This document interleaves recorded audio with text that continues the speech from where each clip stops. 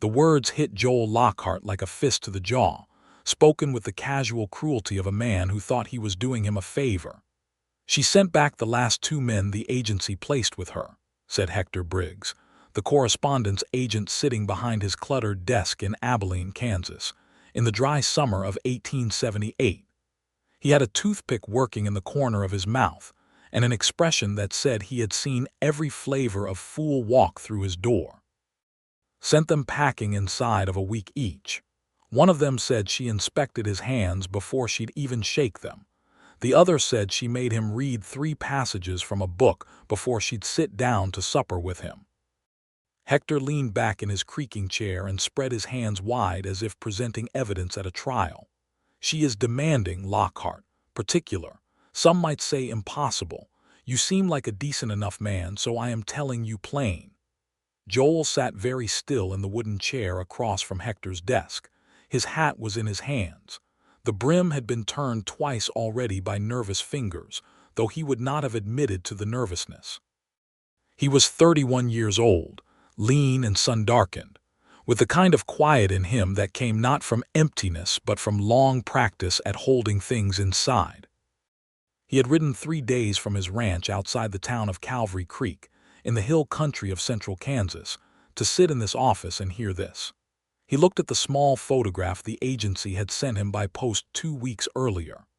A woman seated very straight in a studio chair, wearing a dark dress with a white collar, her dark hair pinned up with the kind of precision that suggested she had done it herself, and done it exactly right.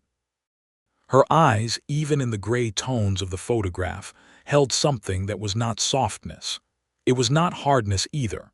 It was something more like clarity, like a woman who looked at a thing and saw it as it truly was and did not apologize for the seeing. Gertrude Leland, age 27, schoolteacher, widow of 11 months. Joel turned the photograph over in his hand once, then set it flat on the desk and slid it back toward Hector. "I heard you," he said. Hector waited. "High standards," Joel said, and there was something in his voice that Hector could not quite name. It was not mockery. It was not arrogance. It was something that sounded almost like relief. "You are telling me the woman has high standards." "I am telling you she will make your life very difficult," Hector said. Joel stood, picked up his hat, and set it on his head in one clean motion. "I have had a ranch with no standards kept for 4 years, he said quietly. "I have had neighbors who told me a man alone doesn't need much. I have had a foreman who thought clean water in the house was a luxury. I have had 2 ranch hands who left their horses unbrushed 3 nights running and thought I would not notice." He reached into his coat and set the agency fee on the desk in exact coin. "Send Miss Leland my letter of introduction. Tell her I am coming to Hays City on the 14th. Tell her I will be on time." He walked out into the white Kansas heat, and for the first time in a very long time, something in his chest that had been knotted tight began, very slowly, to loosen. But he did not yet know about the secret she was carrying. He did not know about the man who was following her.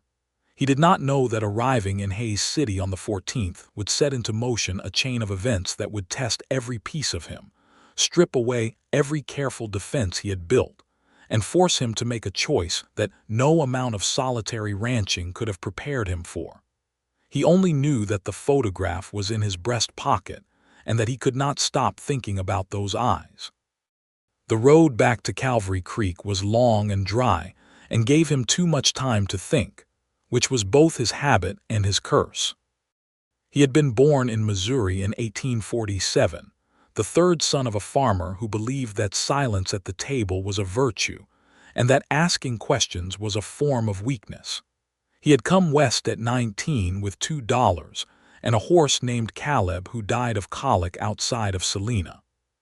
He had worked cattle drives up from Texas twice, learned the land, saved his wages with a discipline that other men found baffling, and purchased the Calvary Creek property in 1874 for a price that was fair to both parties, which was how he preferred to conduct all business.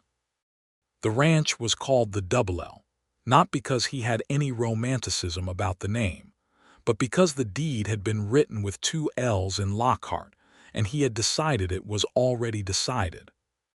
It ran to 420 acres of good grass, had a serviceable creek, a solid house built of stone rather than timber because he had studied the wind patterns and made a practical decision, and a barn that was the finest structure within 15 miles because he believed that what sheltered living things ought to be built with care.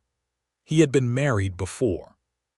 Her name had been Clara, and she had come from Ohio, and she had been sweet and gentle and entirely unsuited to the plains, and had died of fever in the winter of 1875, 18 months after their wedding and 6 months before their daughter would have been born. The daughter had not survived either.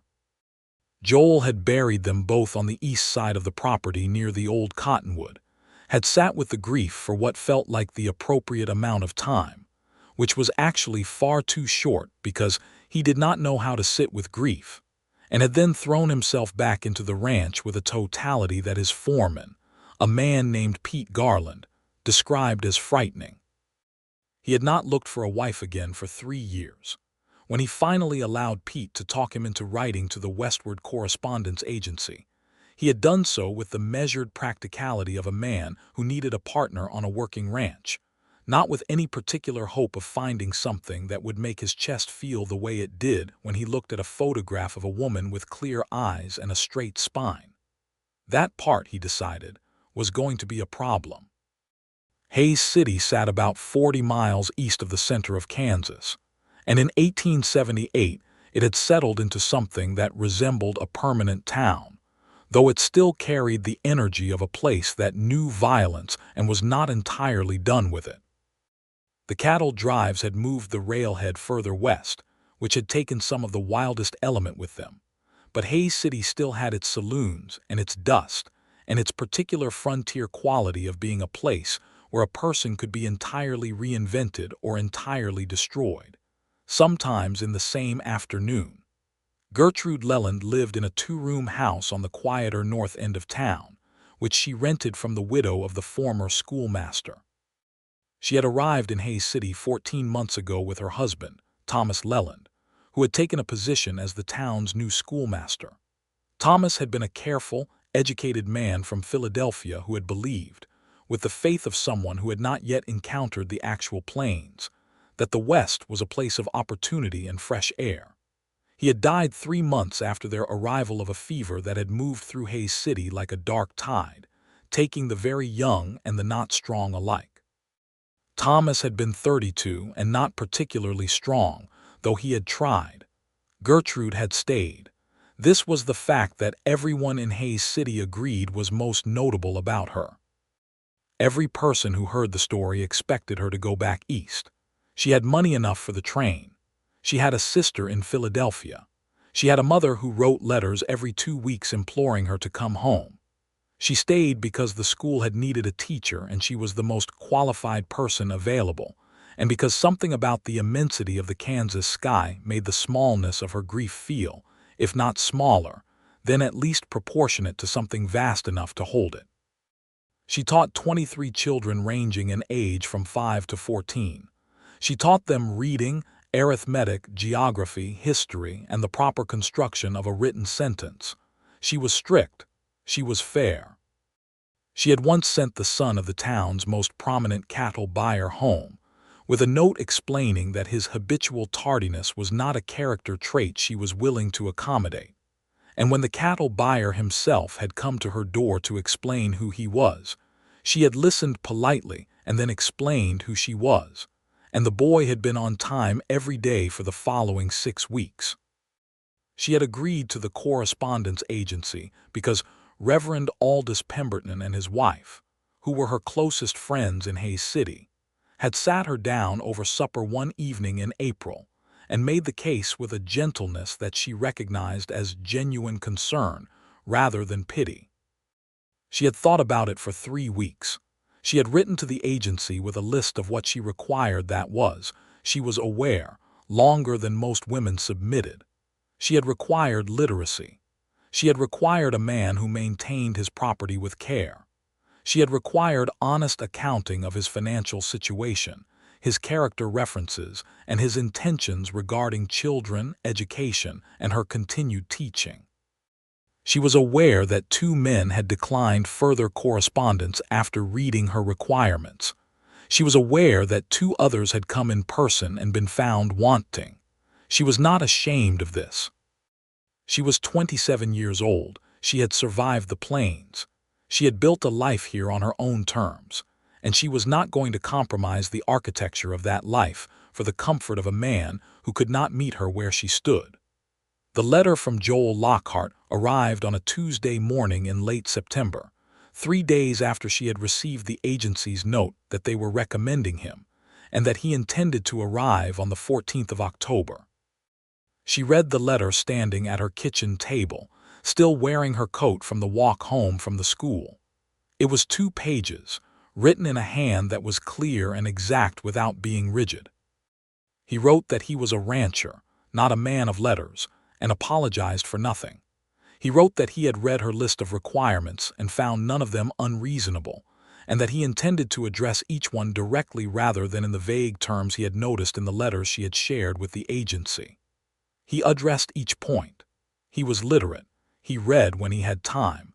He currently owned 3 books and intended to purchase more if she felt that was a deficiency worth correcting. He enclosed a character reference from the county land office and one from a man named Reverend Caleb Forsyth in Calvary Creek, who wrote in a separate sealed note that Joel Lockhart was the most reliably honest man he had met in 20 years of ministry, and that his primary flaw was a difficulty expressing emotion, which the Reverend attributed to a difficult upbringing and considered correctable. She read that last part twice. She wrote back the same evening.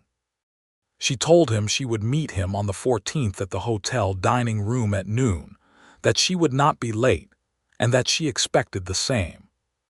She told him she was not a woman who pretended things were acceptable when they were not, and that she hoped this was not a quality he found offensive.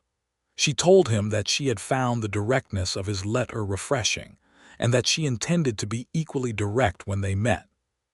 She sealed the letter, set it to send in the Morning Post, and then stood at her window looking out at the dark street for a long time, holding the particular feeling of being simultaneously terrified and something that she cautiously, carefully identified as hopeful.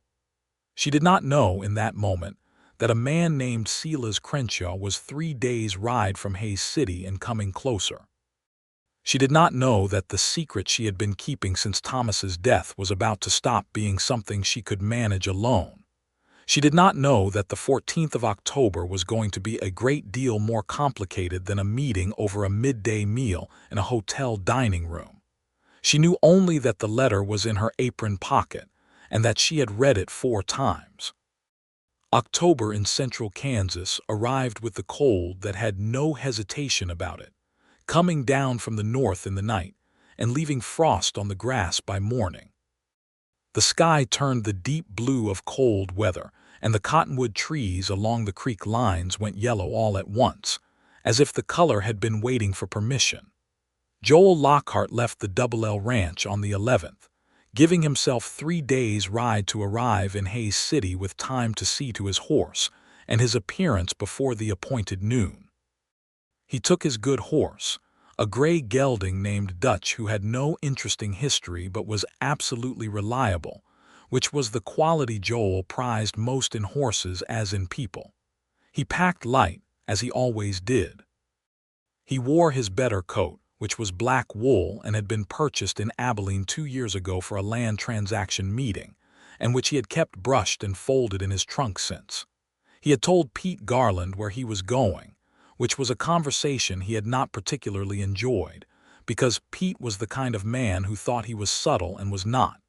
Pete had said, "Going to look at that schoolteacher woman," with a grin that Joel had declined to respond to, and had then spent the better part of the next hour offering advice that Joel had also declined to respond to. What Pete did not know, and what Joel had told no one, was the degree to which the second letter from Gertrude Leland had unsettled him. Not in a bad way. In the way that finding something you had not known was missing unsettles you, because it requires you to recalibrate your understanding of what you lacked. She had written, among her direct and practical statements, a single sentence that he suspected she had not intended to be as revealing as it was. She had written, "I have found in my time on the plains that people who are honest about what they need are far less dangerous than people who pretend to need nothing, because the ones who pretend eventually take what they need without asking, and that is a kind of betrayal I have no patience for." He had read that sentence 6 times. He had recognized something in it that he recognized in himself, the long-practiced pretending that he needed nothing, the way he had structured his life to require as little from anyone as possible, so that no one could fail him and he could not fail anyone. He recognized it, and he recognized, with the uncomfortable clarity that comes from seeing yourself unexpectedly in a mirror, that she had named something true about him without knowing he existed. He rode into Hayes City on the 13th afternoon, a day early, and took a room at the Frontier Hotel on Main Street. He brushed Dutch himself rather than leaving it to the stable boy, which the stable boy observed with the expression of a person who has been mildly insulted. Joel paid for a bath, which required 2 trips of heated water that the hotel boy brought up in buckets, and spent an hour with the process. He shaved carefully. He looked at himself in the small mirror above the washstand for a long moment, not with vanity, but with the practical assessment of a man trying to be honest about what he was presenting. He was not a handsome man in any theatrical sense. He was lean-jawed and weathered, with gray already at his temples though he was only 31, and eyes that were a dark greenish-brown that people sometimes found unsettling because they were very still in a way that faces rarely were. He had a scar along his left jaw from a fence wire accident in 1876 that he thought gave the impression of someone who had lived carelessly, which was inaccurate. He had lived very carefully. The wire had been the fence's fault. He ate supper at the hotel and went to bed early and lay awake for what felt like most of the night, which was not his habit. In the morning he walked through Hayes City. It was a smaller town than he had imagined, or perhaps he had imagined it larger because the woman in the photograph had seemed to belong to something with scale. He found the north end of town and walked past the row of houses there without stopping, though he identified the one that was hers by the window box that still held the dried remains of summer flowers, neatly tied back rather than simply left to rattle apart in the wind, and by the small stack of books visible in the window, and by a quality of general order that the neighboring houses did not share. He turned around at the end of the street and walked back and thought that he was being ridiculous, which did not stop him from feeling what he was feeling, which was a combination of anticipation and something very close to fear. The morning of the 14th he arrived at the hotel dining room at 11:45, which was 15 minutes early. He sat with his coffee and looked at the door. At exactly noon, Gertrude Leland walked in. She was taller than the photograph had suggested, or perhaps it was the way she carried herself, the straight spine that he had seen in the photograph being not a studio affectation but her actual posture. She wore a dark green dress and a gray wool coat, and her hair was pinned up with the same precision he had noticed, and she was looking around the room with a composed directness that made him get to his feet before he had consciously decided to. She saw him stand and came directly to the table, no hesitation. He noticed that she looked at his hands when she extended hers for shaking, not the way the story had been told to him by Hector Briggs as a test of some odd fastidiousness, but the way a woman who had read his letter and knew he was a rancher looked at a man's hands to verify that what he had said about himself was true. His hands were clean and calloused. Hers was small and firm. "Mr. Lockhart," she said. Her voice was lower than he had expected, clear and even, the voice of a woman who spoke to rooms full of children every day and was accustomed to being heard. "Miss Leland," he said, "I am glad you came." She sat down across from him with the unhurried efficiency of a woman who had made a decision and was committed to it, and she looked at him with those clear eyes from the photograph, and he understood immediately that she was not going to pretend that this was anything other than what it was, which was 2 people evaluating whether they could build a life together, and he found that he was enormously relieved by this. "I have a list of questions," she said. "I expected you might," he said. Something shifted very slightly at the corner of her mouth, not quite a smile, a willingness toward one. "You are not offended?" "No," he said honestly. "I have a few myself." She looked at him for a moment that was just a fraction longer than conversational, and then she set her small notebook on the table and opened it. And they had the most honest conversation Joel Lockhart had ever had with a person he had known for less than 5 minutes. She asked him about the ranch with the specific questions of a woman who had studied land management out of necessity and not ignorance. She asked about the stone house and why he had chosen stone, and he explained his reasoning about the wind, and she listened without interrupting. She asked about his financial position directly, without the circling embarrassment he had expected, and he answered directly. She asked him why he had not remarried in 3 years since his wife's death. He was quiet for a moment. "Because the first time I did not choose well enough," he said. "Not in terms of the person. Clara was a good person, but I chose without thinking about whether the life I was asking her to step into was a life she was suited for, and I do not think that was a kindness to either of us. I wanted to be more thoughtful the second time." Gertrude was quiet for a moment after that. Then she wrote something in her notebook briefly and closed it. "Your turn," she said. He asked her about teaching and about whether she intended to continue if she were to leave Hayes City. She said she intended to continue regardless of any other circumstances, and the word regardless carried enough weight that he noted it. He asked her about the requirements she had submitted to the agency and whether they were genuinely non-negotiable or whether they were an opening position. She looked at him with an expression that was somewhere between amusement and warning and said they were not an opening position. He said, "Good," and meant it. They talked for 2.5 hours. The dining room emptied around them and refilled again, and they barely noticed. She drank 2 cups of coffee and ate a piece of apple pie and offered him half without being asked, which he took, and which struck him as a small and significant thing, an instinctive generosity beneath the precise exterior. He told her about Pete Garland and the ranch hands who left the horses unbrushed, not as a complaint but as a way of explaining what he valued, and she laughed, which was a sound he had not anticipated, sudden and genuine, and lighting her face in a way that the photograph had not prepared him for. He thought, sitting there in the afternoon light with the remains of coffee cups and pie plates between them, that he was in serious trouble, and that the trouble was of exactly the kind he had spent 4 years trying to avoid, and that he was entirely unprepared for how little he minded. It was when she stood to put on her coat that it happened.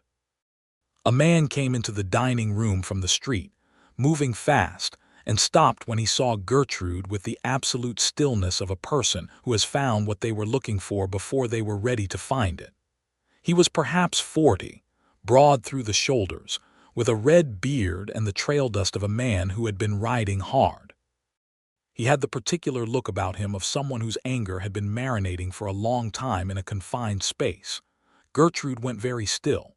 Joel was on his feet without thinking about it, not aggressively, just up, standing between her and the door in the most natural way he could manage while the back of his neck registered every signal that said this was not a casual encounter.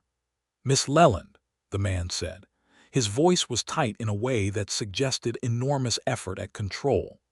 "Gertrude." "Silas," she said. Her voice had not changed. It was still even, still clear. But Joel felt the tension in her like a physical thing, standing as close to her as he was. "We have things to discuss," Silas Crenshaw said. "Business matters between the two of us." "There is no business between us," Gertrude said. "I told you that in the letter I sent you in July." "The letter." Silas made a sound that was almost a laugh and was not. "Thomas left debts, Gertrude, debts that came to me when he died. We have discussed this." Joel looked at Gertrude. She was looking at Silas with the expression of a woman who is holding a great number of things in place through sheer force of will, and he understood in that instant that this was the secret, or part of it, and that it was heavier than she had made it look. "This is not the time or the place for this conversation," Gertrude said. "You have been saying that for 11 months," Silas said. His eyes moved to Joel for the first time, measuring. "Who is this?"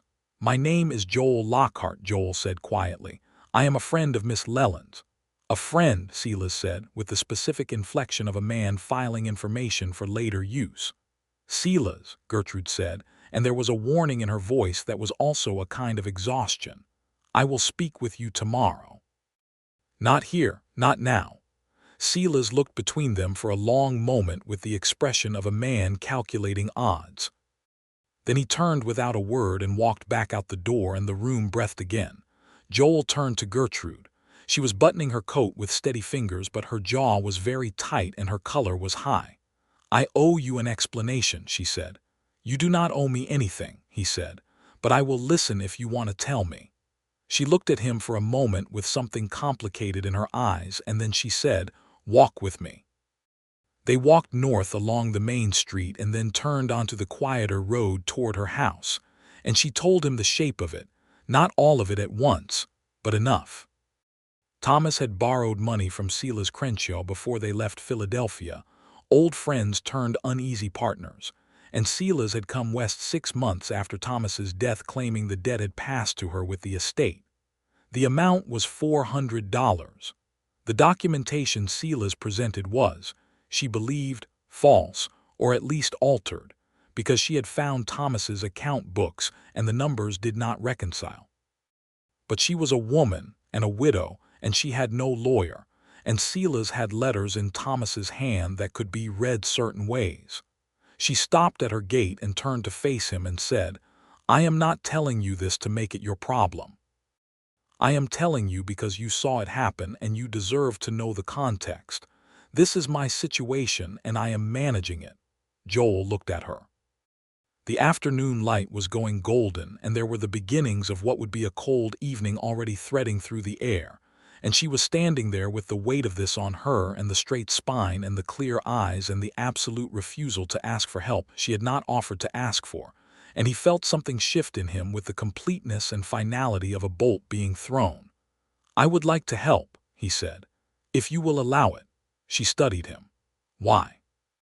"Because I am in a position to, and because it would be wrong not to offer, and because," he paused, the difficulty expressing emotion that the Reverend had written about putting up a brief and losing struggle, "because I would very much like to come back here and continue the conversation we were having before we were interrupted." She looked at him for a long, clear moment, and then she said, "I would like that too, Mr. Lockhart." She went inside, and he stood at the gate in the cooling air for a moment before turning back toward the hotel, and the knot in his chest was entirely gone, replaced by something that felt alarmingly like joy, which he handled with the same careful attention he gave to all things he valued.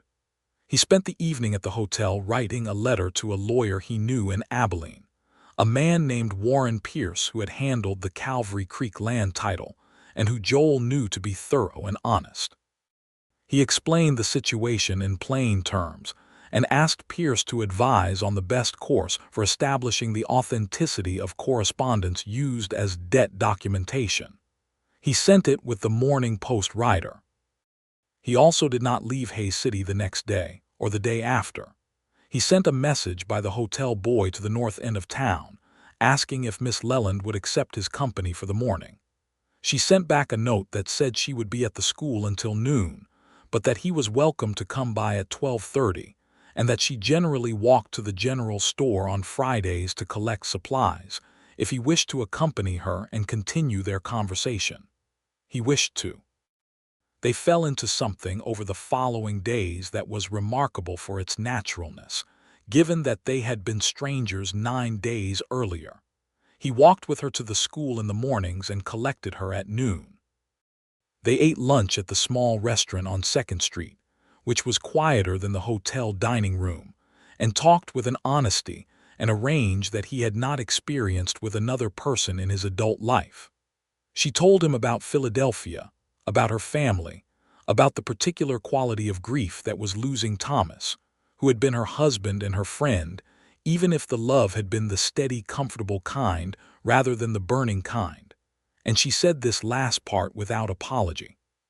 He told her about Clara and about the daughter, and about the way the grief had hardened into something he had used as building material for a very controlled, very solitary life. And this was the most he had told anyone, including Pete Garland, including Reverend Forsyth, since it had happened. She listened without interrupting. Then she said, "You built the whole ranch around it." "Yes," he said. "That is not a flaw," she said carefully. "That is what you had to work with, but a ranch is not a life." He looked at her across the small restaurant table. "No," he said, "it is not."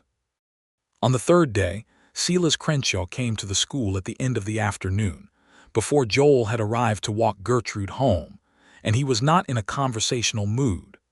3 of the children were still in the schoolyard when it happened, and the oldest of them, a 12-year-old girl named Bessie Aldrich, ran to find Joel at the hotel with the speed and judgment of a child who understood that something bad was starting.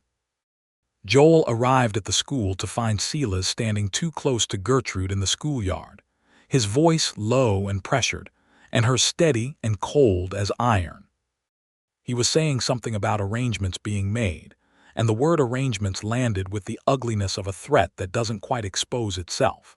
Joel walked into the schoolyard at a measured pace and came to stand beside Gertrude without touching her, which was a deliberate and legible statement, and said to Silas in the same quiet voice he had used in the dining room, "This seems like a conversation that could wait for a more appropriate setting." Silas turned on him with the full force of his frustration. "You keep inserting yourself into matters that are not your concern, Lockhart." "Miss Leland's welfare concerns me," Joel said. He looked at Silas with the absolute stillness of his dark green-brown eyes and did not look away. "I will say it plain. If you have a legitimate legal claim, make it through legal channels. If the claim is not legitimate, you should understand that it will not hold, and the attempt to press it by intimidation will make your position considerably worse." Silas was quiet for a moment. That was the long, loaded quiet of a man deciding whether the thing in front of him is as immovable as it appears. Then he turned and left. Gertrude let out a breath so slowly and carefully that he almost didn't hear it. Then she turned and looked at him with an expression that was a complex blend of gratitude, frustration, and something private. "I had the situation in hand," she said. "Yes, you did," he said. "I wanted him to know he was not only dealing with you alone." She considered this for a moment. "That is a fair distinction," she said finally. They walked home in the cooling afternoon, and for part of the walk she was quiet in a way that was not uncomfortable but was full, the silence of a person who is processing something significant, and he let her have it without filling it, which was something she noticed. At her gate she turned to him and said, "You have been here a week." "Yes," he said. "Your ranch is not running itself. Pete Garland is capable. I left him instruction." She looked at him steadily. "Are you planning to go back soon?" "I was planning to ask you a question first," he said, "if you are willing to hear it." The evening light was deep gold and the cold was coming in, and she was looking at him with those eyes that saw things as they were, and he took a breath and said, "I would like to continue this. The correspondence, the visits, the courtship. I would like to see where this leads. I am not asking you to decide anything tonight. I am asking if you are willing to keep going." She was quiet for a moment. The wind moved through the dry grass at the side of the road. A horse somewhere on the next street made a single sound. "Yes," she said, and the word was simple and clean and absolute, the way she did everything. He rode back to the Double L the following morning with the letter from Warren Pierce that had arrived that morning, which contained the name of a Hayes City attorney named Mr. Harlow, who could be engaged to examine the documents Silas Crenshaw claimed as evidence. He left the letter with Gertrude before he left, with a brief note of his own attached that said simply, "Pierce is good and Harlow is trustworthy. Let them help." Over the following 6 weeks, the letters went back and forth between Calvary Creek and Hayes City with a regularity and a depth that Pete Garland, who collected the mail and could not stop himself from noticing the volume, described to the other ranch hands as a phenomenon. Joel wrote about the ranch, the daily particulars of it, not as duty reporting, but because she had asked to know, and because he found that describing his days to her made them feel more legible to himself. He described the first frost on the grass, and the way Dutch moved over the pasture in the early morning like a gray cloud that had made up its mind about direction. He described the fence repair along the north line that had taken 3 days because the soil was flint-hard from the dry summer. He described the Sunday afternoon he had sat in the front room of the stone house and read for 3 hours. The first time he had done so without feeling it was time that should be spent on something productive, and how he had not been able to articulate before why that felt like something she had given him. She wrote about the school, about the children she was teaching, about Bessie Aldrich, who had a gift for mathematics that deserved more than a one-room schoolhouse could provide, and about the particular quality of satisfaction that came from watching a child who had not been able to read in September be able to read by November. She wrote about the progress of the legal matter, which Harlow was pursuing with a methodical competence she respected. She wrote, one evening in November, a passage that he read in his front room by lamplight with the specific feeling of a man receiving a message that changes his coordinate system. She wrote, "I have been thinking about what you said, that you chose without thinking about whether the life you were offering was one the other person was suited for. I think I understand that more than I knew at first. Thomas was not suited to this place, and I knew it before we came, and I came anyway, because I was suited to it and I wanted it, and I did not ask hard enough whether he wanted the same things. I carry that too. I am telling you this because I think honesty about the difficult things is more valuable at the start than discovering them later, and because I have found that I trust you with the difficult things, which I do not say lightly." He wrote back the next day, which was the fastest his letters generally traveled, and said, "I trust you with the difficult things too. I do not say it lightly either. The legal matter reached its resolution in the second week of December, in a way that was both satisfying and not without its ugliness." Harlow had established that 2 of the letters Silas Crenshaw presented as debt documentation had dates that were inconsistent with the postal routes from Philadelphia to Kansas in the year in question. A small factual detail, but a lethal one for Silas's case. When presented with this analysis, and the suggestion that the matter would be referred to the Federal Circuit Court if Silas chose to continue, Silas chose not to continue. He left Hays City on a Thursday morning and was not reported to have returned. Gertrude wrote to Joel with the news on the same Thursday, and her letter, which was generally precise and measured in its language, contained a single sentence that was neither precise nor measured. It said, "I cannot adequately express how tired I have been for 11 months and how it feels to not be tired in that way anymore." He read it, and he held it, and he made a decision. He arrived in Hays City on the 19th of December, 4 days before Christmas, with Dutch brushed to a shine and a box in his saddlebag and Reverend Forsyth's recent letter of encouragement folded in his breast pocket next to the first photograph, which he had been carrying there since October and had no intention of removing. He had written ahead, of course. He had asked her if he could come, and she had written back that she would be at home on the afternoon of the 19th and that she would welcome him. She opened the door before he knocked, which meant she had been watching for him, which she acknowledged without embarrassment. She was wearing a blue dress he had not seen before, and her hair was down, or nearly so, pinned more loosely than usual, and the house was warm with a fire and smelled of the coffee she had made, and the sum total of these things undid about 6 years of carefully maintained practical reserve in approximately 4 seconds. They sat at her small kitchen table with the coffee and talked about the legal resolution, and about Christmas, and about the school's upcoming end-of-term performances. And then there was a pause in the conversation that was different from the other pauses, loaded with the weight of everything they had been building toward for 2 months, and he reached into his coat and took out a small box and set it on the table between them. She looked at the box and then at him, and her eyes were very clear and very bright. "I would like to ask you something," he said. "Yes," she said. He blinked. "I have not asked yet." "No," she said with the particular precision that was all her own. "But the answer is yes." He laughed then, which surprised him, a genuine unguarded laugh that he could not remember the last time he had produced, and she laughed too, and the sound of them laughing together in the warm kitchen with the fire and the coffee was, he thought, possibly the best thing he had heard in his adult life. He opened the box.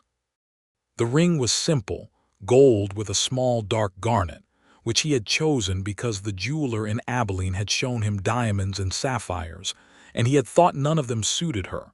And then he had seen the garnet and thought, yes, that is it, dark and clear and not asking for attention, precise and honest about what it was.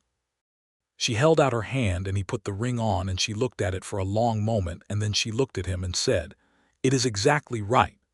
He thought, looking at her face in the firelight, that he had never had this before, the particular feeling of someone knowing what he meant and saying so plainly, without elaboration or performance. He had not known he needed it this badly. He had not known it was possible to feel this known and not feel exposed. "I have been told," he said, looking at the ring on her hand, "that you are demanding and particular." She met his eyes with that clear gaze, not flinching from it. "That is accurate," she said. "I was thinking about that on the ride down," he said. "I was thinking that I have never had high standards kept before. The ranch has the ones I set for myself, but that is solitary. The people who work it do the minimum. The neighbors do the minimum. Clara was too gentle to maintain them, and it was not her fault, but it was a kind of loneliness I could not name at the time." He looked at her steadily. "You keep standards. I have been watching you do it for 2 months, and you do not apologize for it, and you do not let the standards slide to make someone else comfortable, and you are not afraid of what people think of you for it. I admire it considerably." She was quiet for a moment with an expression that he was learning to read as the one she wore when she was moved and was being careful about it. Then she said, "You are the first person in my life who has said that to me as a compliment." "It is a very large compliment," he said. "It is possibly the largest one I know how to give." She reached across the small table and put her other hand over his where it rested on the wood and said, "Then I will take it in the spirit it was given." They agreed to marry in the spring, when the school term ended in May. She wrote to her mother and her sister in Philadelphia, letters which took a fortnight to receive replies. Her mother's reply was anxious and affectionate, and full of questions about the nature of the West and the reliability of Western men, to which Gertrude replied with measured clarity that the particular Western man she was marrying was more reliable than most Philadelphia men she had known, and that she would welcome her mother's visit if she chose to make it. Her sister wrote with unrestrained enthusiasm and a request for every detail of the proposal, which Gertrude answered truthfully and at length. Joel told Pete Garland over coffee on the Monday morning after he returned from Hayes City, and Pete's response was to pound him on the shoulder hard enough to spill the coffee, which Joel accepted as sincere congratulation. He told Reverend Forsyth, who wrote back a letter that was notable for being both the longest and the most joyful thing that sober man had apparently ever committed to paper. Joel spent the winter preparing the stone house for a second occupant, which was a project he approached with characteristic thoroughness.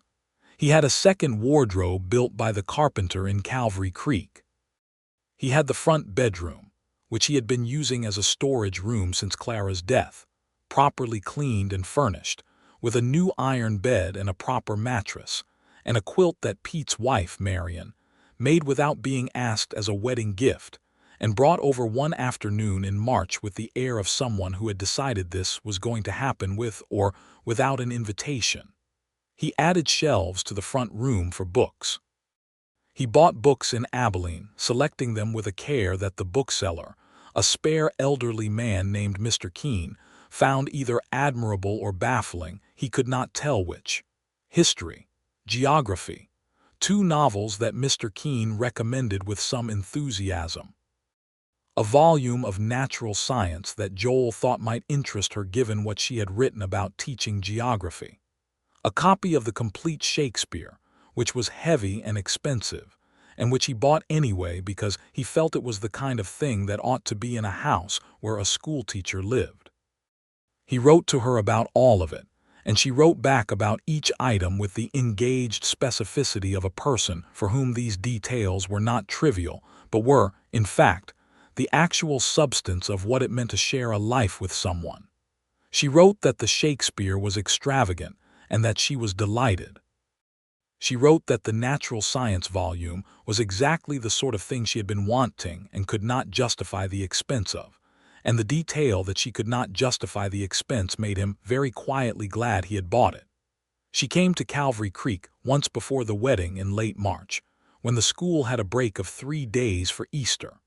Reverend Forsyth and his wife hosted her, which was both proper and practically sensible, and Joel brought her out to the Double L on the first morning. She stood in the yard of the stone house and looked at it for a long time without speaking, which was the kind of silence he recognized as serious looking, the way she gave her full attention to something important. She walked through every room and he followed and said nothing unless she asked, which she did, specifically and informedly about the well, about the winter drainage, about the kitchen construction, and where the morning light came from and whether the north wall was properly sealed against the wind.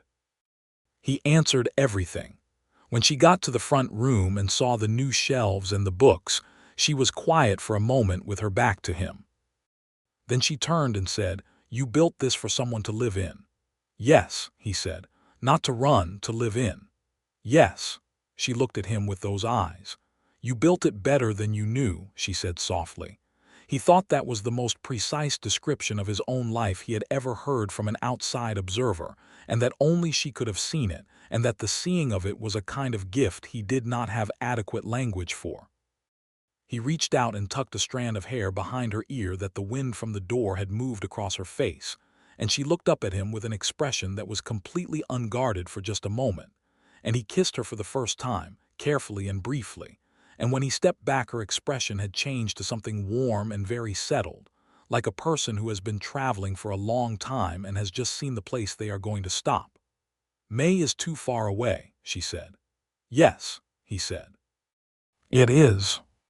They were married on the 17th of May, 1879, at the white-painted church in Hays City, which was where she had built her life, and where she had earned the right to a ceremony with the people who had known her through the difficult parts.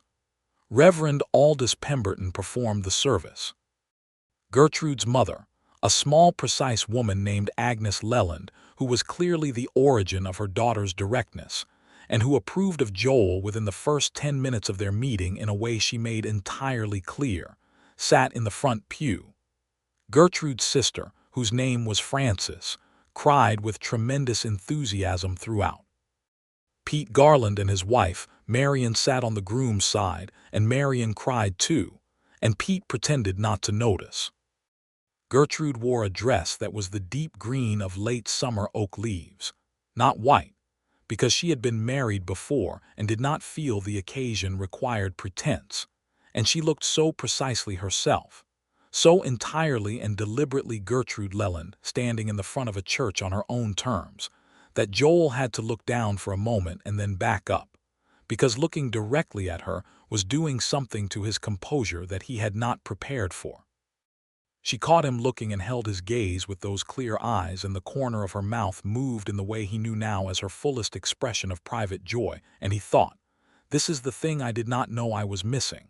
Not the warmth or the companionship, though those mattered. This, the feeling of being fully seen by someone who sees accurately and stays anyway, who stays because of what they see, not despite it." Reverend Pemberton said the words. Joel said his, steady and direct. Gertrude said hers, steady and direct, with the specificity of a woman who had thought carefully about every word she was committing to, which was every word she said about anything that mattered, and which was, he thought, the most serious and the most romantic thing about her. The ring was already on her hand, had been since December. He turned it once, feeling it there, and she looked at her hand and then at him, and then Pemberton said the final words and they were married. The celebration was held at the hotel dining room, which had a significance that neither of them mentioned but both recognized. the same room where Silas Crenshaw had walked in and set a dark complication between them, now full of people they cared about and good food and the sound of Frances crying again, and Pete Garland telling a story that was mildly embellished about Joel's disposition, and which Joel allowed because Marion was laughing, and it was a good evening. Agnes Leland cornered Joel near the end of the evening while Gertrude was dancing with Reverend Pemberton's elderly and enthusiastic wife. "She is not easy," Agnes said. "No," Joel agreed. "She will tell you exactly what she thinks." "Yes," he said. "She will not pretend things are fine when they are not." "Good," he said. Agnes looked at him for a moment with an expression that was startlingly like her daughter's. Then she said, "My first husband, Gertrude's father, was a man who liked everything agreeable. When Gertrude was born and showed her disposition, he spent her entire childhood trying to smooth it down." She paused. "I did not stop him often enough, and I have always regretted it." Joel met her eyes. "I have no intention of smoothing anything down," he said. Agnes Leland looked at him for a long moment and then said, "No, I do not think you do," and patted his arm once with the brisk efficiency of a woman who had made her judgment and was satisfied with it. They rode out to the Double L the next morning, the two of them, Gertrude on the bay mare named Constance that had been Thomas's horse, and which she had kept because the horse was good, and Joel on Dutch. The road out to Calvary Creek was 40 miles and they took it slow, stopping at midday in the shade of a creek-lined cottonwood to eat the lunch that Marion had packed, and Gertrude took her hat off and let the sun fall on her face, and Joel looked at her sitting in the grass with her eyes closed and the warm light on her and felt the particular quality of happiness that is not excitement but is something deeper and more durable. She opened one eye and looked at him. "You are looking at me," she said. "Yes," he said. "Is something wrong?" "No," he said. "I am just looking." She opened both eyes and looked at him back with the full attention of someone who was also looking, not just checking, and then she said, "I think we are going to be all right." "Yes," he said. "I think we are." She arrived at the Double L and settled into it with the same efficiency and intention she brought to everything. She was not sentimental about rearranging things that needed to be rearranged. She moved the kitchen shelves and explained to Joel why the repositioning made better use of the morning light and the proximity to the stove, and he looked at the revised arrangement and saw immediately that she was correct and said so. She reorganized the supply room with a system that Pete Garland, coming by 2 days later, studied with an expression of mild awe. She kept her teaching. She had arranged with the Calvary Creek School Board before the wedding to take the teacher position there, as the previous teacher had left in March, and the commute to town was 3 miles each morning, which she made on Constance without complaint. She taught 31 children in Calvary Creek, ranging in age from 5 to 16, and the reputation she had built in Hays City for being demanding and effective preceded her. And within a month, the school board had increased her supply budget without her having to ask more than once. The first year of their marriage was the kind of year that is not dramatic in any external sense, and is, in the internal sense, transformative in ways that are difficult to describe because they happen in the daily grain of things. He learned that she was most herself in the early mornings before the school day, sitting at the kitchen table with coffee and a book or her lesson planning, and that this time was sacred to her, and that honoring it meant leaving her in it without filling it with conversation, which he did naturally because he was also a person who valued the early morning quiet.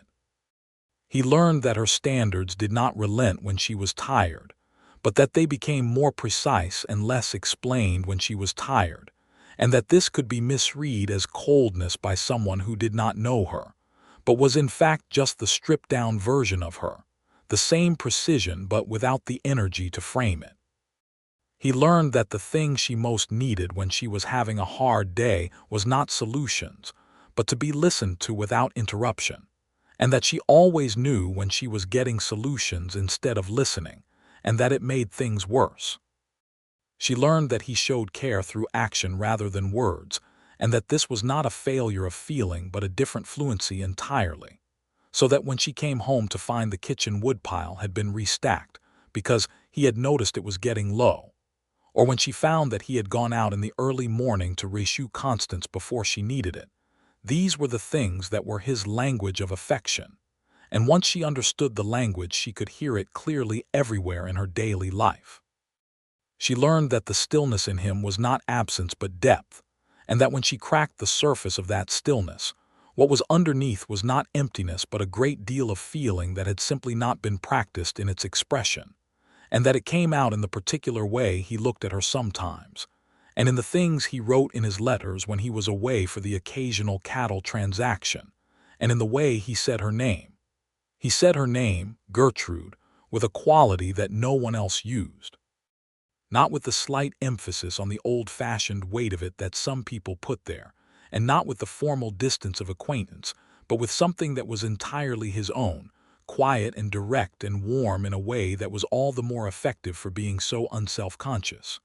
She told him this one evening in October, their first autumn as a married couple, sitting by the fire after supper.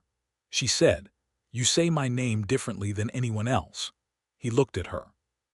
Then he said, simply, "That is because no one else means what I mean by it."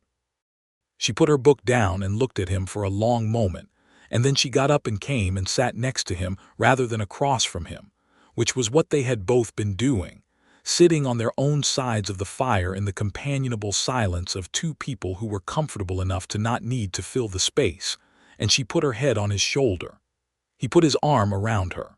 They sat in the firelight and the silence for a long time. This, he thought, was the thing he had been building toward without knowing it. Not the ranch, not the stone house, not any of it. This specific warmth, this weight of her head on his shoulder, this fire, this quiet that was not loneliness. In the spring of 1880, Gertrude became pregnant. She told him on a Tuesday morning with her characteristic directness, no preamble, looking up from her coffee to say, "I believe I am with child." He was very still for a moment, which she watched with the sharp attention of a woman who knew the history and was prepared for whatever the reaction was. What he felt was a rush of love for her so strong it was almost overwhelming, and something that was not grief exactly but was adjacent to it, the memory of the loss in 1875, and then the absolute determination that this time would be different, that he was going to be present for this in a way he had not been capable of before. He put down his own coffee cup and came around the table to where she was sitting and took her face in his hands with the greatest care he was capable of and said, "Are you well?" "Yes," she said, "I feel very well." He kissed her forehead, then her cheek, then stood with his hands still cupping her face and his forehead against hers. She reached up and covered his hands with hers, the garnet ring catching the morning light. "I know what you are thinking about," she said. "Yes," he said. "This is not that," she said with a firmness that was partly conviction and partly the determined will she applied to most things. "I am strong. The circumstances are entirely different. I am not asking you to not be afraid. I am asking you to let me see the fear and not hide it." He pulled back enough to look at her. The clear eyes, the straight spine, even now at the kitchen table with the morning coffee, 8 words into a revelation that had clearly surprised her too. "I will try," he said. "That is all I am asking," she said. She continued teaching through July when the summer heat made the trip to town prohibitive, and by then the school had its summer break anyway. She ran the household and the ranch accounts, which she had taken over from Pete in the spring, after identifying 3 categories of inefficiency that Pete accepted with the equanimity of a man who had long ago made peace with being consistently out-organized by other people. Joel stayed closer to the ranch that summer than he usually did for the cattle management, checking on her at midday when he was working the near fields, coming in with a studied casualness that she saw through completely but appreciated in the spirit it was given. He brought her books from the Calvary Creek General Store whenever he went to town, which was more often than strictly necessary.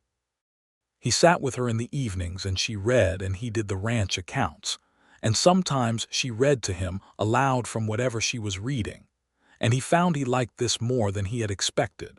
the sound of her voice in the lamplight, the particular quality of her reading voice which had the cadence of a teacher, but the warmth of a person who genuinely loved what she was reading.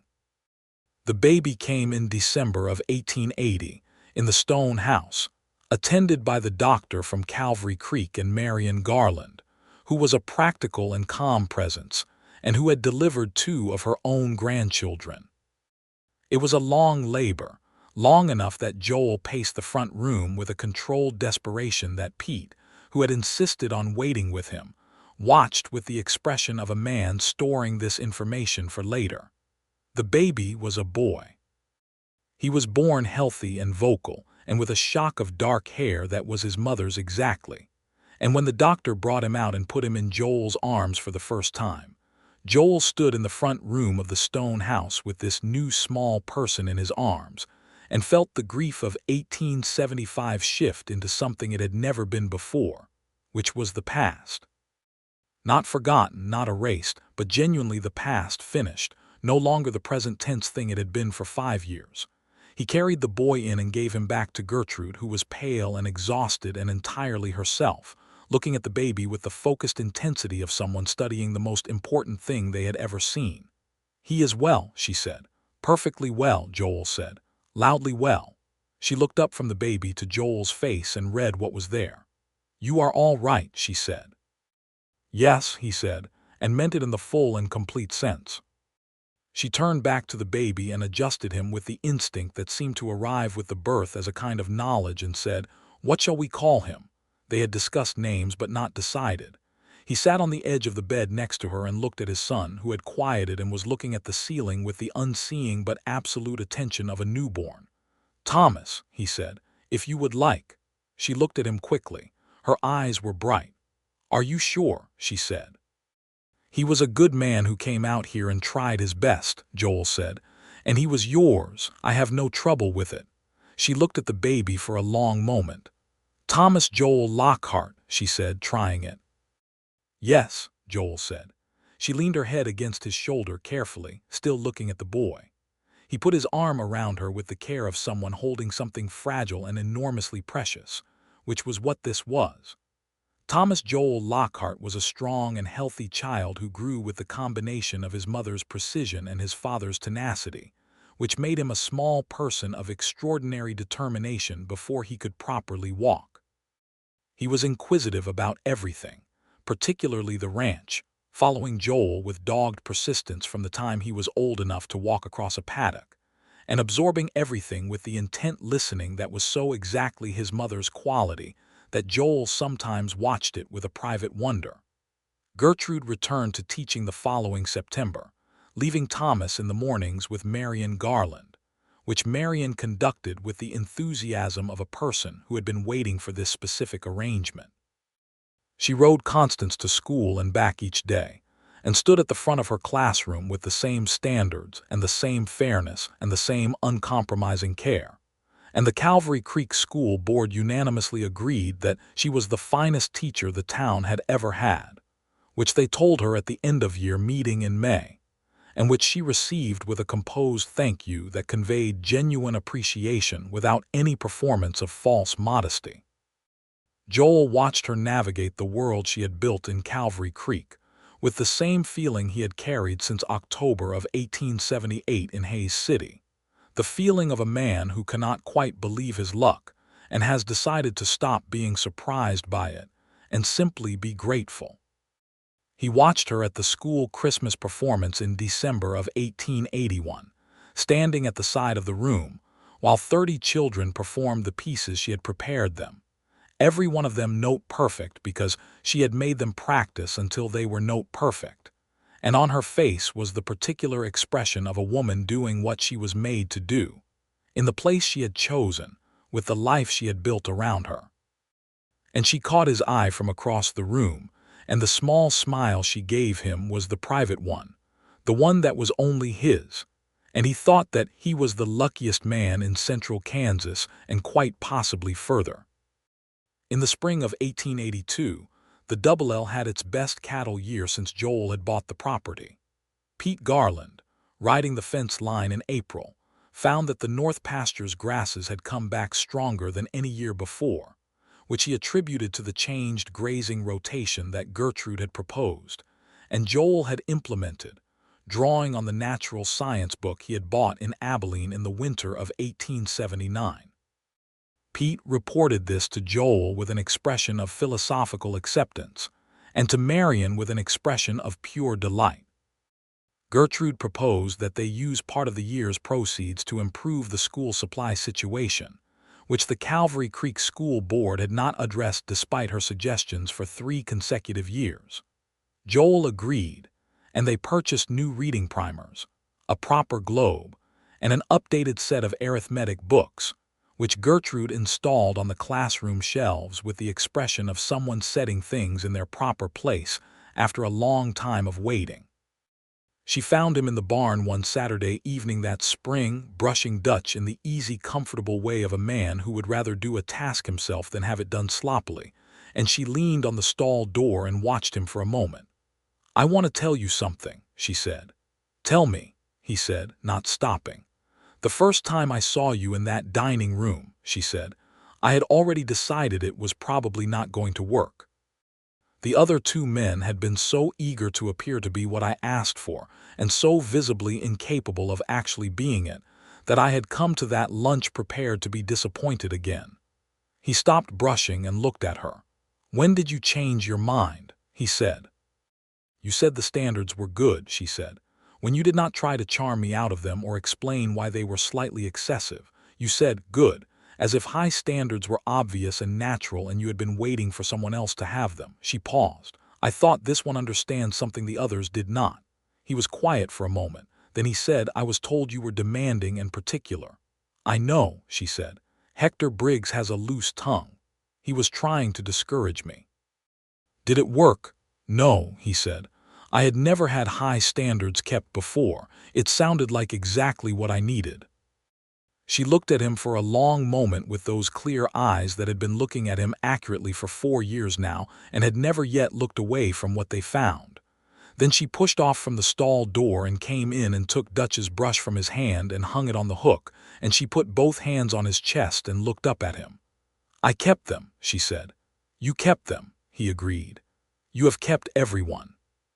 He kissed her in the barn in the spring evening with the sound of the horses and the smell of clean hay and the quality of a man kissing his wife not for any particular occasion, but because she is there, and she is his, and he is hers, and this is where both of them chose to be.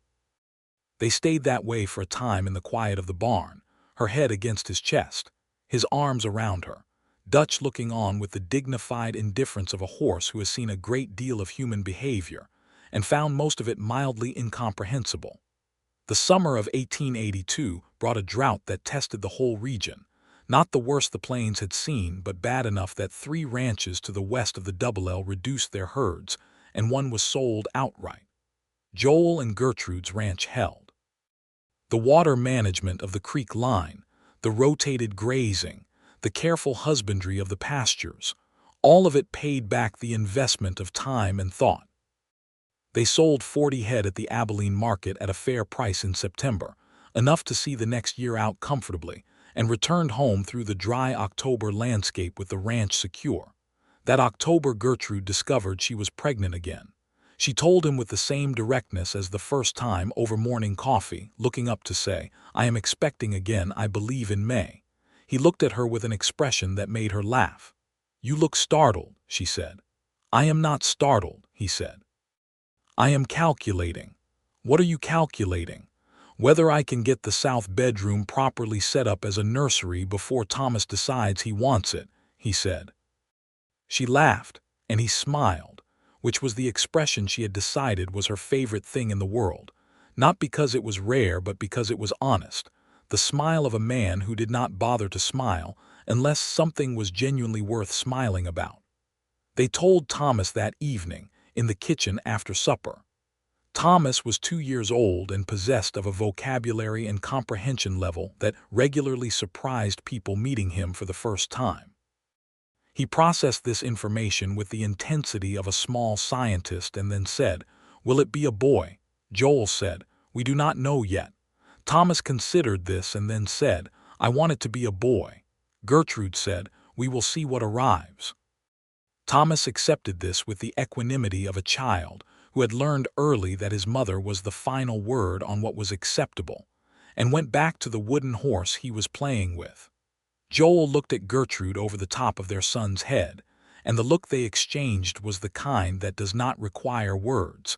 That is its own complete language, built over 4 years of honest living and 2 of them. The baby came in May of 1883, on a Thursday morning with the spring warmth just coming in, when the cottonwoods along the creek were in their first new green, and the pasture grass was the particular bright shade of early growth. It was a girl. She was born with Joel's dark green-brown eyes and her mother's straight spine, and a quality of alert composure that the doctor remarked upon as rare in a newborn. They named her Agnes Clara Lockhart, which was a name that honored both their histories without drama or ceremony, simply named for people they had loved who were gone. Thomas was brought in to meet his sister after breakfast, and he studied her for a long time in the serious way he studied most important things, and then looked at his mother and said, "She is very small." Gertrude said, "She will grow." Thomas said, "All right," and went to find his father, who was in the kitchen making coffee, and who was in the process of being very quietly the happiest he had ever been in his life. Bessie Aldrich, the mathematically gifted child from Hayes City who Gertrude had written about in her November letter of 1878, the letter that had talked about students who deserved more than a one-room schoolhouse, had stayed in Gertrude's thoughts over the years. In the spring of 1884, when Bessie was now 18 and her family had moved to Calvary Creek, she was now a student in Gertrude's Calvary Creek class, and Gertrude set about doing what she had always intended, which was writing to the Kansas State Normal School in Emporia about a correspondence mathematics program for advanced students. The exchange took months, and the bureaucracy of it was considerable, but Gertrude was not a woman who abandoned a thing she had decided was right. In September of 1884, Bessie Aldrich began a correspondence study program with the Normal School in Emporia, funded through a small scholarship that Gertrude and Joel had quietly arranged, and about which they said nothing publicly. Joel had thought it was the right thing when Gertrude proposed it, which was the only conversation necessary. 2 years later, Bessie Aldrich enrolled in person at the Normal School, the first young woman from Calvary Creek to do so, and the letter she wrote Gertrude from Emporia in her first week was 4 pages of enthusiasm and gratitude that Gertrude kept in the cedar box on her bedroom shelf, where she kept the things that mattered most. The stone house grew over the years not in the frantic adding-on way of people trying to make something adequate, but in the deliberate way of people who know what they need and build it when they need it. A proper study was added to the east side in 1885, because both Joel's ranch records and Gertrude's lesson planning had outgrown the kitchen table, and they had been sharing the front room desk in a compromise that worked but was not ideal. The study had 2 desks facing opposite walls and a large window looking east toward the creek-lined cottonwoods, and was the room in the house that, if you stood in the doorway of an evening with the lamps lit, told you everything essential about who lived there. Thomas started school in September of 1885 in his mother's own classroom, which was a situation they had discussed with some attention to the question of whether this was advisable. Gertrude had said, with the clarity that was characteristic, that she had no intention of treating Thomas differently from any other student in either direction, and that if he could not manage that expectation then they would need to discuss alternatives, and that she trusted he could manage it because he was his father's son. Thomas managed it. He was a good student, careful with his arithmetic and passionate about geography, and he sat in the 3rd row and raised his hand when he knew the answer and did not raise it when he did not, which Gertrude noted in the teacher's assessment book as a quality of intellectual honesty she wished were more common. Agnes, who was 2 when Thomas started school, spent her mornings with Marion Garland and her afternoons following Joel around the ranch, with the same dogged inheritance of parental tendencies. She was quieter than Thomas but no less certain, the kind of child who listened for a long time and then asked a question that demonstrated she had heard everything. She had a particular affinity for the horses, and before she was 4 she was in the paddock with Dutch at Joel's side, and Dutch, who was 17 and had the dignity of the well-tended elderly, submitted to her attention with a patience he did not extend to everyone. In the winter of 1886, Joel's foreman Pete Garland announced that he and Marion were going to live with their son in Wichita, who had established a successful merchant business and wanted his parents near him. Pete came to tell Joel on a Thursday afternoon with the expression of a man delivering bad news, and Joel listened and then said that he was glad for Pete and Marion, and that they had made the Double L what it was, and that he was grateful for 12 years of it. Pete looked at him with slightly watery eyes and said, "You were the best employer I ever had, and also the quietest, and I thought for a long time those were connected." Joel said, "You were the best foreman I ever had, and also the most talkative, and I always thought those were probably connected too." Pete laughed and shook his hand, and they said goodbye like men of their type and generation said goodbye, which was without a great deal of visible emotion, and with a great deal of it underneath. Gertrude, who had been standing in the kitchen door for this exchange, came out after Pete had gone and stood with Joel in the yard in the cold afternoon. She did not say anything for a moment. Then she said, "I liked Pete very much." "I know," Joel said, "he liked you too. He told me last month that you were the most organized person he had ever met and that he meant it as the highest possible praise." She smiled. She turned and looked at the ranch, the pastures and the fence lines and the barn with its good solid construction, the stone house with the smoke coming from both chimneys because she had set both fires that morning. She put her hand in his. He held it. They hired a new foreman in the spring, a young man from Abilene named Cody Rivers, 23 years old and conscientious, who had excellent references and honest eyes, and who in the first week asked Gertrude a specific question about the pasture rotation that demonstrated he had read the ranch management notes she had compiled and had been studying them. She told Joel that evening that Cody Rivers was going to be fine. Joel said, "I thought so when he asked the right question."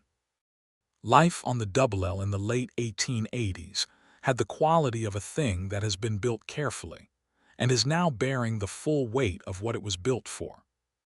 The ranch was prosperous in the reliable, non-dramatic way that good management produces, not the sudden wealth of fortune, but the steady accumulation of a life run with attention. Gertrude's school was, by any objective measure, the finest school within a 40-mile radius, a reputation that had spread sufficiently that 2 families had specifically settled in Calvary Creek, citing the school's quality, which the town council acknowledged at a public meeting with a formality that Gertrude accepted, and then immediately used to request an additional funding allocation.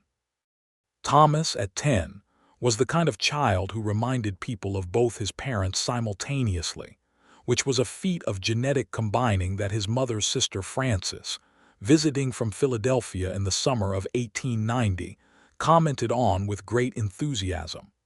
He had his father's steadiness and his mother's precision, and a laugh that was entirely his own, sudden and genuine. Agnes, at 7, was the kind of person who at 7 already gave the impression that she had somewhere she was going, and would get there through some combination of patience and absolute certainty. The great change of 1891 was not dramatic from the outside. What it was the evening in late August when Joel and Gertrude sat on the porch of the stone house after supper, in the chairs Joel had made the winter before, with the stars coming out over the plains and the sound of the creek barely audible in the quiet and Thomas and Agnes asleep inside, and Gertrude said, "I want to tell you about the first letter I wrote to the agency." Joel looked at her. She was looking at the sky.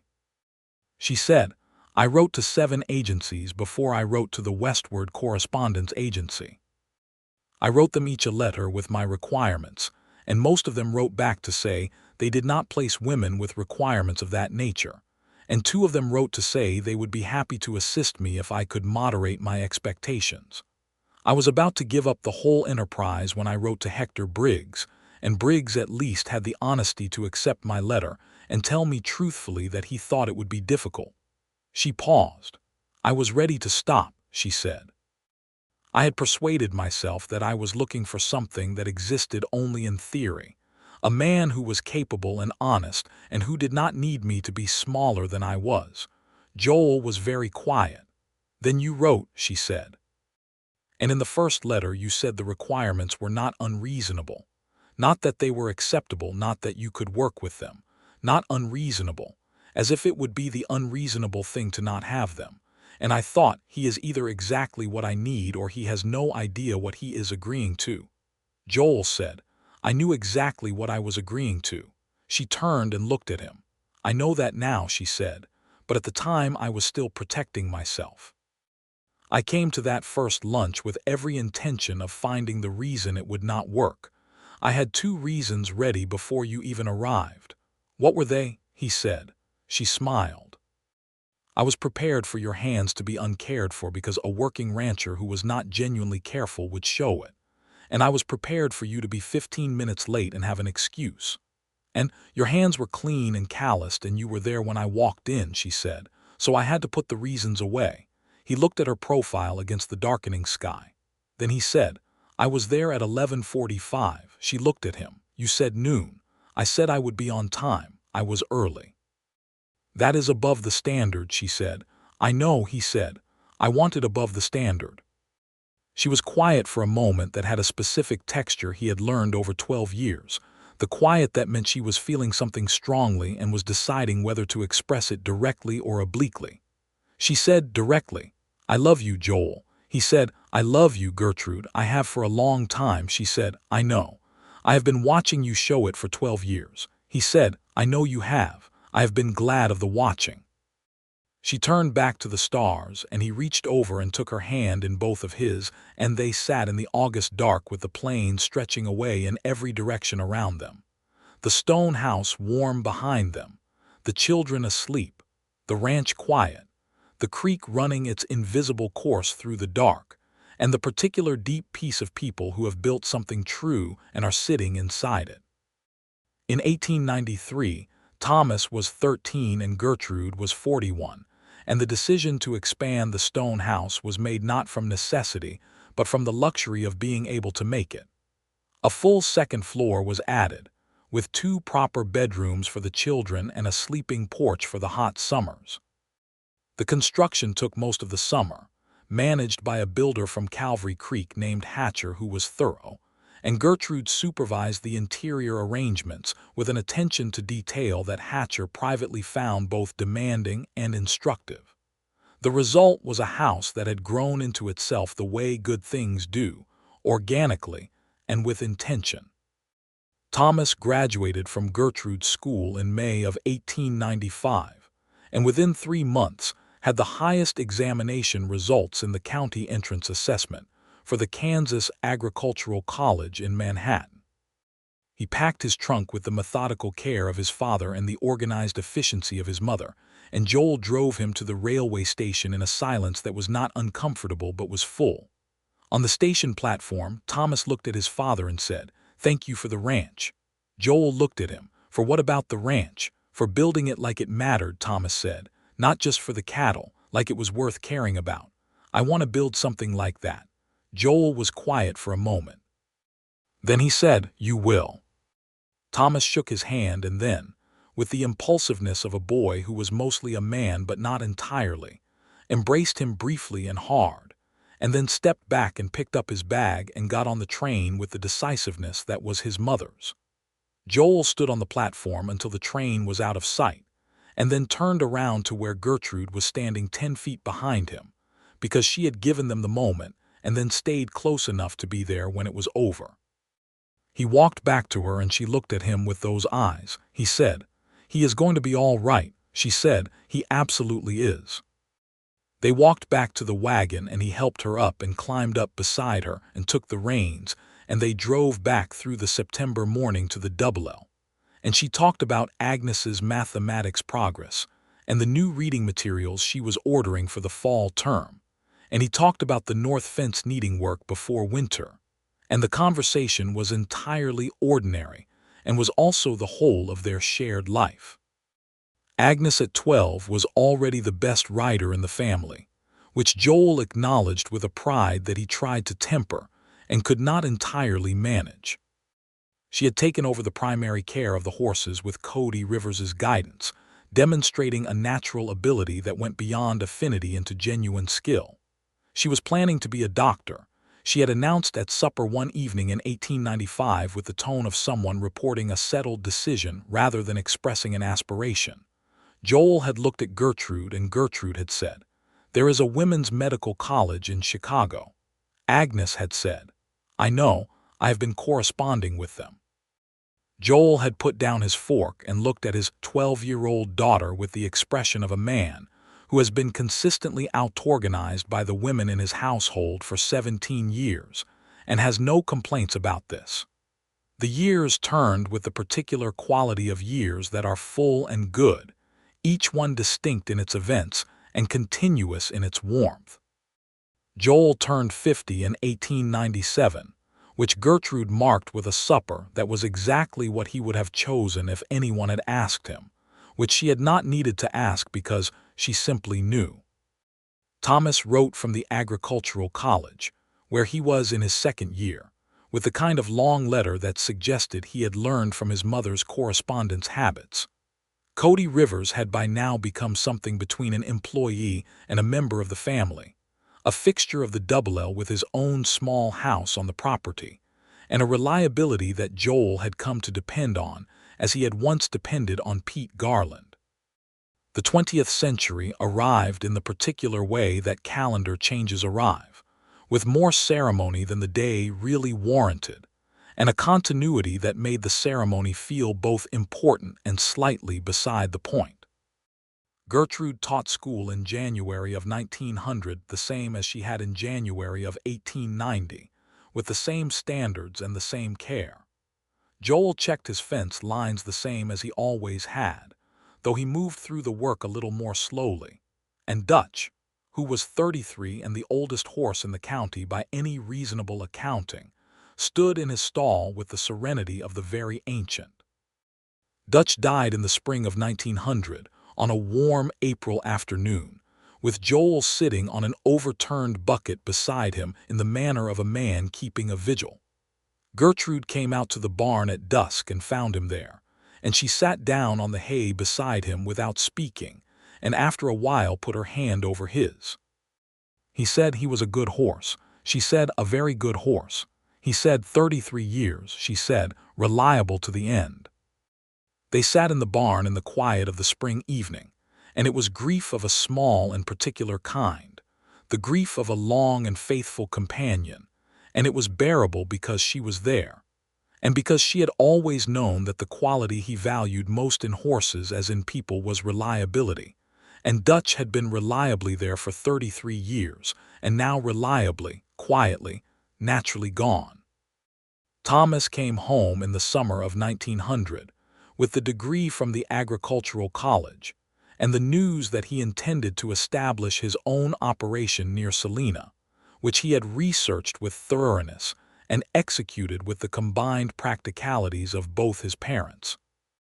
He brought with him a young woman named Rachel Marsh, 22, a former classmate who had studied home economics and land management, and had a directness of manner that made Gertrude look at her with recognition, and which made Joel look at Thomas with the specific expression of a man who sees his son make a very good decision. Thomas and Rachel married in September of 1900 in Calvary Creek, in the same church where Joel and Gertrude had not been married, but in which they had attended services for 21 years, and in which they now sat in the front pew with the particular feelings of parents watching their children take up the shape of the lives they have been given the tools to build. Agnes left for Chicago in September of 1901, having been accepted to the Women's Medical College of Northwestern University, which she had been corresponding with for 4 years in a campaign of extraordinary persistence. The evening before she left, she sat in the kitchen with both her parents after supper and said, "I want you to know that I understand what it cost you to support this." Joel said, "It did not cost us. It was what the money was for." Agnes looked at him with her grandmother's eyes and her father's stillness and her mother's precision and said, "I mean the other kind of cost. The standing up for it when people said it wasn't appropriate. The defending it to the school board. The explaining to the county ladies." Gertrude looked at her daughter and said, "Your value has never been contingent on other people's comfort with it. That is the thing I most want you to remember in Chicago and everywhere after." Agnes nodded and then did something she did not often do, which was to simply put her head on her mother's shoulder the way she had done as a very small child, briefly and with great force, before straightening up and being entirely composed again. The double L in the early 20th century was a thing that had come fully into itself. The ranch was prosperous and well managed, Cody Rivers running the daily operations with a competence that had grown over 16 years into mastery. Gertrude had been teaching in Calvary Creek for 21 years, and the school she had built was the foundation of the town's civic identity, in a way that she accepted with quiet satisfaction and without false modesty. They had built the thing they set out to build, the two of them, with the standards they both kept, and it was solid and real and it was theirs. In the autumn of 1902, Joel found an old letter in the back of his desk drawer while reorganizing the study. It was the letter from Hector Briggs at the Westward Correspondence Agency, the one that had accompanied the photograph in September of 1878. He read it again and thought of that fall afternoon in Abilene, the toothpick in Hector's mouth and the spreading hands and the warning issued in a tone that was intended to discourage. "She is demanding, particular, some might say impossible." He held the letter for a moment and then he set it on Gertrude's side of the desk. She found it that evening and read it and looked at him across the study. He said, "I found it in the back of the drawer." She said, "What are you thinking?" He said, "I am thinking about what Hector Briggs intended when he wrote that and what it meant in practice." She said, and he looked at her. 53 years old and still straight-spined, still clear-eyed, still entirely herself, more fully herself than anyone he had ever known, the precise and demanding and extraordinary woman who had made his life something that deserved to be called a life rather than a long exercise in management.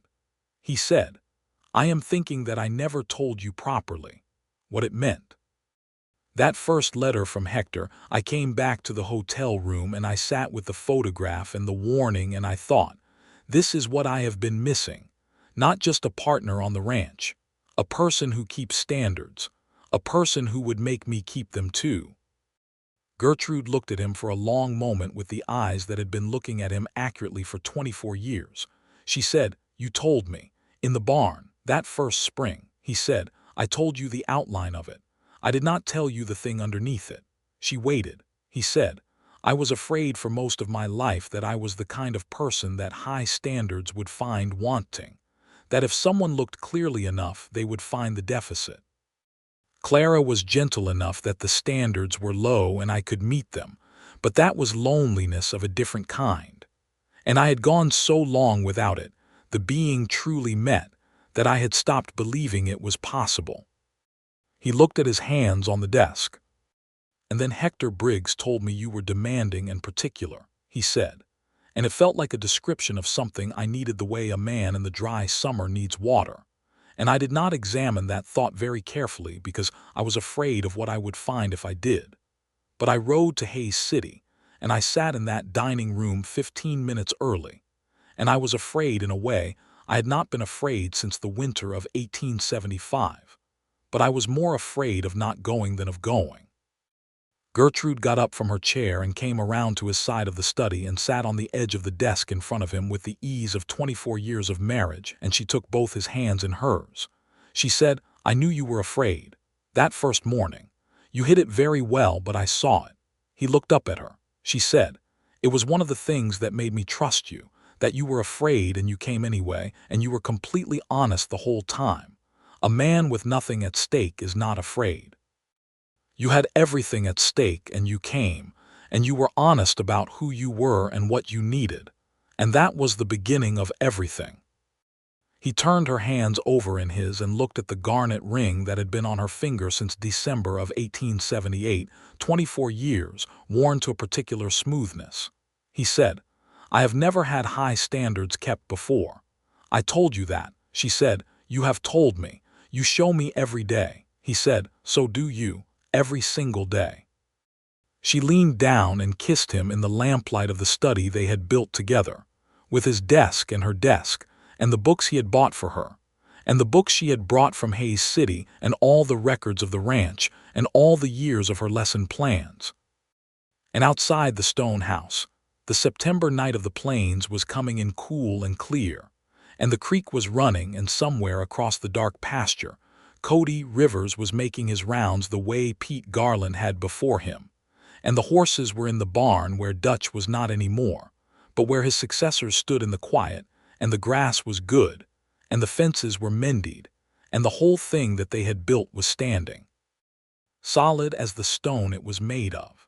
The story of Joel Lockhart and Gertrude Leland was not a story that anyone wrote down in those years, because it was a quiet story in the way that the best structures are quiet, doing exactly what they were built to do without requiring any announcement. The neighbors knew them as the couple at the Double L, the rancher and the school teacher, reliable and exacting and civil, and people who needed advice went to one or both of them without always knowing why the advice was trustworthy and reliable, only that it always was. What no one saw, unless they came to the stone house in the early morning when the lamps were lit and the coffee was on, was the particular quality of their dailiness, the two of them at the kitchen table in the companionable morning quiet, each with their own work and their own thoughts, and the deep, undemonstrative ease of two people who have made each other fully at home. Or in the evenings, when the work was done and the children had grown and gone, and the house was quiet in the way of a house that has been full and is resting, Joel in his chair with his ranch records or a book and Gertrude reading or writing her letters, the fire going and the lamp warm, and sometimes one of them saying something about the day and the other answering, and then the silence coming back, easy and inhabited. Or in the moments between, when he would come in from the field and she would look up from the table, and they would have the whole conversation in a glance that would have taken other people half an hour. These were the things that no one wrote down, and these were the whole of it. Agnes wrote from Chicago in the spring of 1903, long letters full of the work and the study and the city, which was both overwhelming and exactly what she needed, and which she described with the precise enthusiasm of her mother and the observational detail of her father. She was going to be a doctor. She was going to be a very good one.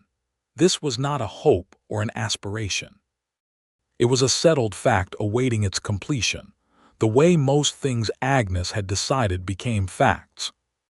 Thomas wrote from his operation near Salina, which was in its third year and already showing the careful profitability of a well-managed enterprise. Rachel was expecting in November. He wrote in October of 1903. They were hopeful. The fall harvest had been good. The fences were holding. Joel read this letter at the kitchen table and passed it to Gertrude, who read it with the expression of a woman reading news that is satisfying in multiple layers simultaneously. She said he wrote about the fences. Joel said, "Yes." She said, "You taught him about the fences," he said. "You taught him about the record-keeping that told him which fences needed attention."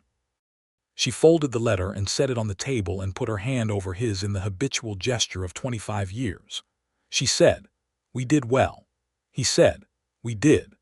The November baby was a boy, born healthy, named James Thomas Lockhart in a combination that honored both lines, and was announced in a letter from Thomas that was 3 pages of undisguised joy, which was Thomas's father's reserve entirely overcome by Thomas's mother's capacity for feeling. Joel and Gertrude made the journey to Salina in December to see their grandson.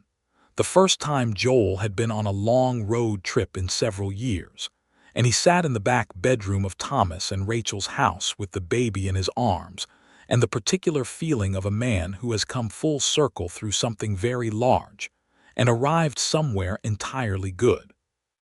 Gertrude, sitting across from him with her hands folded and her eyes on both of them, thought about October of 1878 and the dining room in Hayes City and the long road to here, and felt a gratitude that was so complete it was almost indistinguishable from peace. On the road back to Calvary Creek, in the December cold with the wagon well provisioned and the sky the deep blue of winter, she turned to him and said, "Are you happy?" He looked at her for a moment with those dark green-brown eyes that had not changed, only deepened. He said, "I have been happy since the 14th of October, 1878, with the ordinary variations that things have." She said, "That was the day we met." He said, "Yes. I have been happy since the morning of the 14th, which was before we met, because I woke up and I knew I was about to meet you, and the knowing was already enough to make everything different." She leaned against him in the wagon seat in the December cold, the way she had leaned against him in the barn in the spring of 1882, the way she had been leaning against him in one sense or another for 25 years, and he put his arm around her, and they rode back through the winter plains toward the stone house and the stone house's fires, and the life they had built with the standards they had kept, both of them, for all the years from that noon in a hotel dining room to here.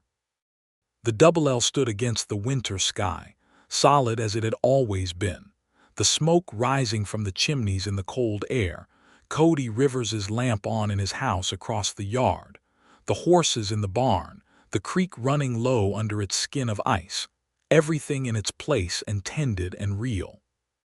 Joel turned the wagon into the yard and stopped Dutch's younger successor, a bay named Henry who did his job without drama, and climbed down and helped Gertrude down, and they stood in the cold yard for a moment looking at the house. She said, "I want to light all the lamps." He said, "All right." She went inside and the lights came on, one window at a time, until the house was lit from inside with the particular warmth of a home that is inhabited by people who know how to live in it, and Joel stood in the yard for a moment looking at that light in the winter dark. Then he went inside. The door closed behind him. The stone house on the Double L, Calvary Creek, Kansas, stood warm and lit in the December evening, on the land that had been tended by two careful and demanding people who had found each other in a hotel dining room in 1878 and understood immediately, each in their own way, that the other one was exactly what they had been looking for, and that whatever it cost, the keeping of it would be worth every standard met and every difficulty faced and every ordinary extraordinary day of a shared life that neither of them, at the beginning, had been certain was possible. It was possible. It had been possible all along. It only required two people willing to keep the standards.